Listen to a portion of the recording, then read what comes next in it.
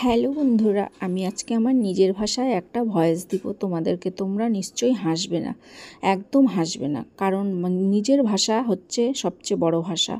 তো আমি এখানে রান্না করছি লোটে মাছ। তো লোটে মাছগুলোকে সুন্দর করে তেলের মধ্যে ভাজে নিব।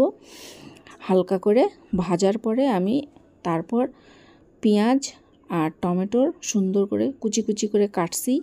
কাটার পরে এখানে লঙ্কা বাটা দিয়ে লবণ দিয়ে ভালো করে মাখছি।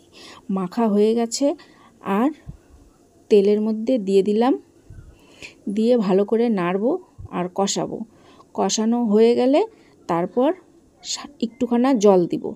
তো জলটা দিচ্ছি, দেখো একদম অল্প দিব জলটা। তারপর মাছগুলো দিয়ে দিব। মাছগুলো একদম হালকা করে ভাজছি যাতে কাঁচা গন্ধ না থাকে। তো দিয়ে দিলাম মাছগুলা। এবার হালকা করে এই পাশ আর ওই পাশ করে নাড়বো।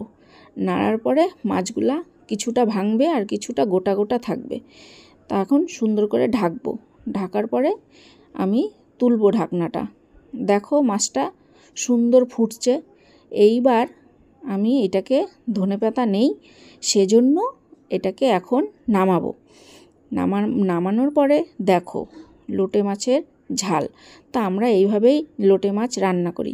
তোমরা কিভাবে রান্না করো আমাকে একটু বলবা। ভালো লাগলে লাইক কমেন্ট করবা। টাটা।